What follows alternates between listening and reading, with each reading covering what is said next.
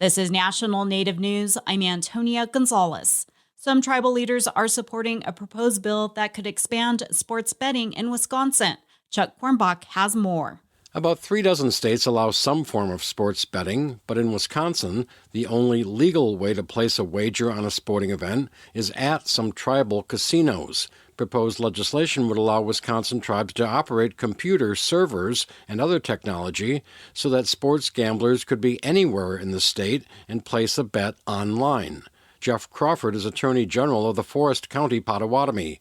He told a legislative hearing that allowing tribes to offer more sports betting would encourage gamblers to turn away from using illegal and unreliable offshore betting firms. While online gaming is currently at the Wild West in Wisconsin with no regulations or protections for consumers, it does not have to be. Kyle White Eagle is a tribal legislator for the Ho-Chunk Nation. He says his tribe provides a lot of services across a wide geographic area and needs additional gaming revenue to better tackle problems like poverty and opioid addiction. Giving tribes in Wisconsin the right to conduct mobile sports betting isn't going to solve these problems completely, but it will help significantly and it will be funding well spent. But a coalition of national commercial sports gambling firms, including DraftKings and FanDuel, opposes the Wisconsin bill. Attorney Damon Stewart of the Sports Betting Alliance says gamblers would lose out if legally they could only go through the tribes. Unfortunately, this bill will not result in a competitive market for online sports betting that provides consumers with choice. If the mobile sports betting bill passes in Wisconsin, it would still take time for the state to renegotiate gaming compacts with the tribes and for the U.S. Interior Department to approve the gaming expansion. For National Native News, I'm Chuck Quirmbach.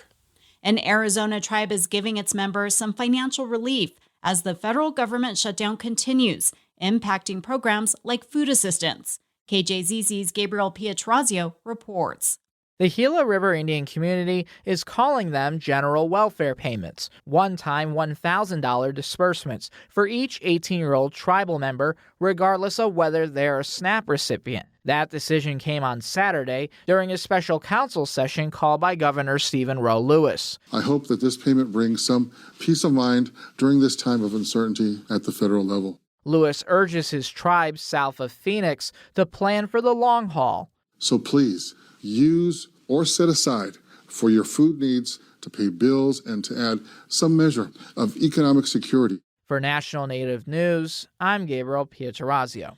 The chairman of the Lumbee tribe of North Carolina says he's confident that this year full services and benefits will be extended to his tribe. Chairman John Lowry made the remarks Wednesday during a legislative hearing on the Lumbee Fairness Act, which would grant the tribe federal recognition.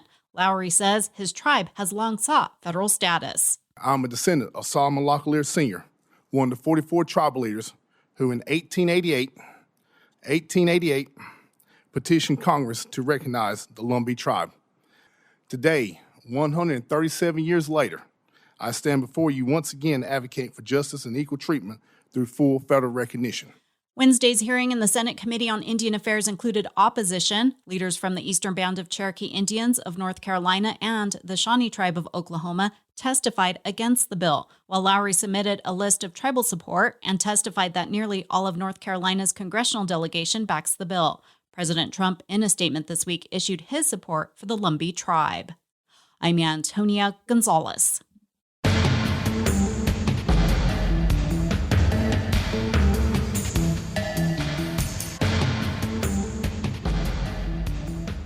National Native News is produced by Koahnic Broadcast Corporation with funding by the Corporation for Public Broadcasting.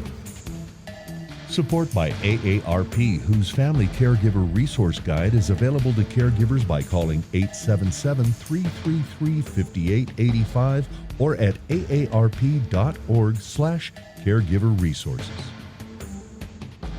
Kaufman & Associates is a Native-owned and led consulting firm supporting Native communities with culturally grounded solutions to shape Indigenous futures. More at kaufmaninc.com, KAUFFMANINC.com.